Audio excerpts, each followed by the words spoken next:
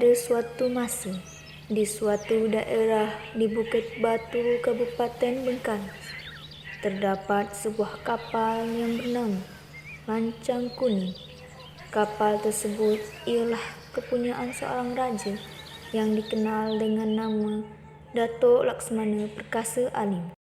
Pada suatu hari, para dayang pun datang menuju istana nak menampilkan sebuah tarian dalam rangka merayakan hari jadinya Lancang Kuning. Sang raja pun terpikat dengan salah satu dayang dan mengajaknya untuk berkenalan. Nama gadis itu ialah Zubaidah. Zubaidah ialah seorang gadis yang tak lagi memiliki emak dan bapa, yang berasal dari Bintan. Raja pun jatuh hati pada dia. Akhirnya, ia pun menugaskan kedua anak buahnya, iaitu Panglima Umar dan Panglima Hasan, untuk mendatangi rumah makciknya dan menyampaikan perasaan raja.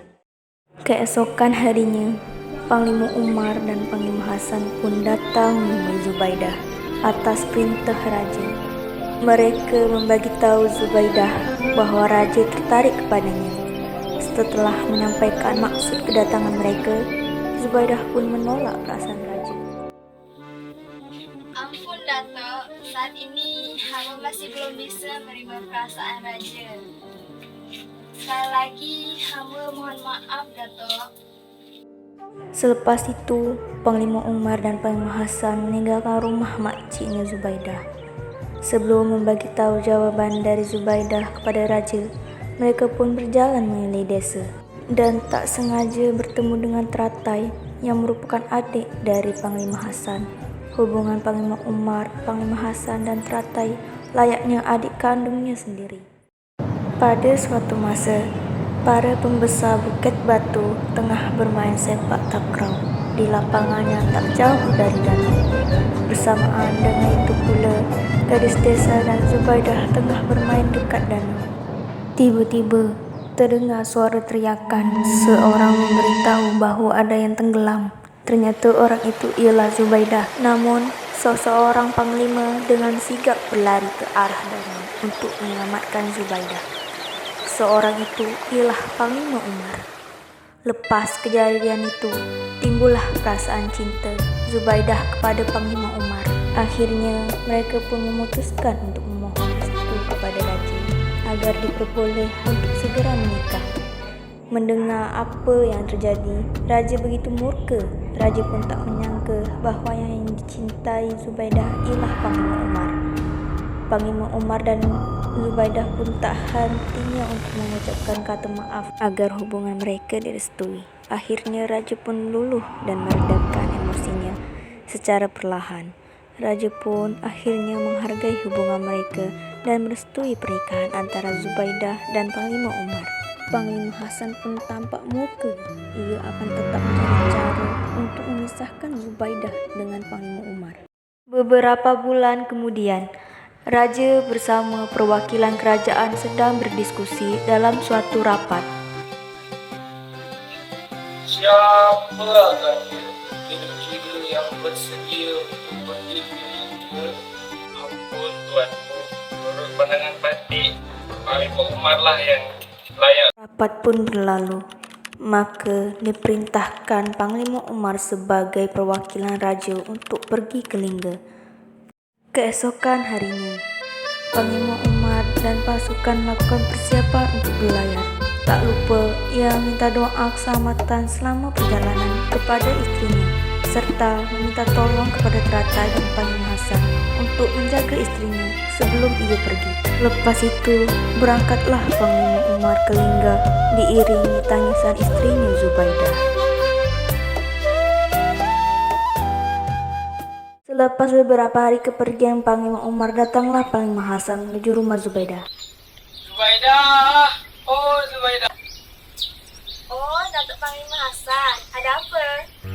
Maksud kedatangannya Panglima Hasan ini tidaklah baik. Ia mencoba kembali untuk mendapatkan hati Zubaidah. Jadi begini Zubaidah, Umar kan sedang tak ada. Berilah aku kesempatan untuk rindu padamu kasih. Zubaidah yang mendengar hal tersebut pun murka dan mulai tidak nyaman dengan Panglima Hasan.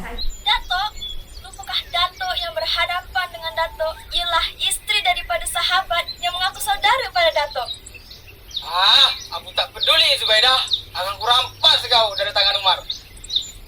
Tiba-tiba Teratai yang mendengar kegaduhan segera datang dan melindungi Zubaidah dari kemarahan abangnya Hasan. Panglima Hasan pun pergi dengan perasaan yang murka. Lepas kejadian itu, Panglima Hasan langsung pergi mencari Pawang. Panglima Hasan mengancam Pawang untuk bekerjasama dalam tujuan Pak Pawang, Patih ingin Pak Pawang membantu Patih membalaskan perbuatan Zubaidah karena ia telah memalukan saya. Kenapa Mas Datuk? Dah 2 kali kapal rancang kuning gagal diluncurkan. Inilah saatnya untuk jadi sebuah alasan. Saya minta Pak Pawang sembah kepada Raja dan mengatakan bahawa kapal rancang kuning minta disemak dengan darah perempuan puting sulung. Kalau tak, pelayaran akan terkendala dan Raja dapat dapat. Hamba tak berani Datuk. Hamba tak pernah membawa pesan dusta kepada Raja. Kalau Tok Pawang tak nak ikut kemauan saya akan semah darah Tok Pawang kepada kapal rancang kuning. Pawang terpaksa mengikuti keinginan Panglima Hasan. Pawang pun akhirnya pergi menghadap Raja ke istana, melaksanakan rencana jahat dari Panglima Hasan. Ia menyampaikan pesan pada Raja bahawa layaran kapal lancang kuning dapat dijalankan apabila terdapat sesajen atau semahan. Akhirnya, Raja pun menyetujui pengajuan Panglima Hasan dan Pawang, tanpa mengetahui siapakah orang yang akan dijadikan persemahan untuk pelayaran kapal lancang kuning ke laut. Dengan perintah Hasan, segerombolan pengawal dengan tombaknya pun datang untuk menjemput Zubaidah.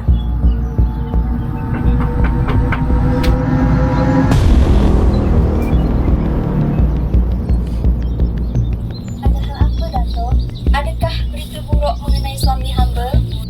Hamba kurang periksa. Hamba diperintah untuk manggil Cik Zubaidah kerana Raja hendak berjumpa dengan Puan di pantai dekat Lancang Kuning. Raja, baiklah, biar hamba ambil selendang dulu. Teratai, kau ikutlah samalah dengan temankan aku. Iyalah Kak. Akhirnya Zubaidah dan Teratai pun pergi ke pantai dekat Lancang Kuning berada. Namun, bukannya Raja yang ditemuinya, ia langsung disergap oleh pengawal Panglima Hasan lainnya. Ada apa ni? Kenapa hamba sudah ditangkap? Ada apa ni? Awal, bawa dia pergi. Teratai pun ditahan oleh pengawal lainnya. Kemudian Zubaidah diikat dengannya dan dibaringkan di pasir. Tolonglah, kasihanilah hamba. Walaupun hamba yang menjadi korbannya, tolonglah sampai suami hamba kembali. Sayangnya, Zubaidah pun tak terselamatkan lagi. Ia sudah dijadikan semahan atas kepeluncuran kapal lancang kuning oleh Panglima Hasan. Di dalam istana, terlihat Panglima Umar yang telah kembali dari perjalanan tugasnya. Menteri pun memanggil Umar untuk memberitahu kejadian terhadap istrinya Zubaidah. Datuk, ada apa? Ini Umar, selama kau pergi telah terjadi dapat bencana. Menteri pun juga memberitahu bahawa Raja pun baru tahu kabarnya setelah diberitahu oleh Teratai.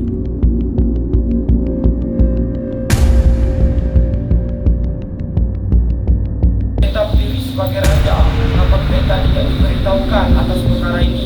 Bawa berdebah ini. Lepas mendengar keseluruhan cerita dari Menteri, Panglima Umar tampak sedih dan tak berdaya. Ia lalu meminta izin kepada Menteri untuk pergi. Beberapa hari pun berlalu. Panglima Hasan baru tiba di tepi pantai setelah melayarkan kapal lancang kuning ke laut. Panglima Umar yang mendapat kabar tersebut langsung mencari sahabatnya yang kini menjadi orang yang paling ia benci itu. Hasan, apa yang telah kau buat terhadap istriku? Panglima Hasan yang mengira Umar telah mati di tangan prajuritnya pun terkejut melihat Umar masih hidup.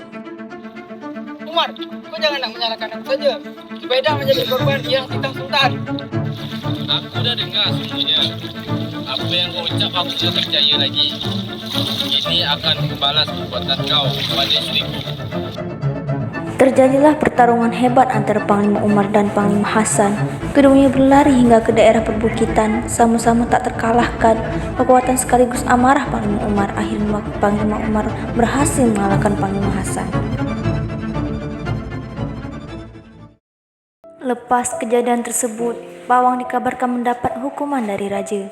Panglima Umar pun berlayar menggunakan kapal lancang kuning seorang diri setelah memohon izin kepada raja. Lepas itu tak terdengar lagi kabar dari Panglima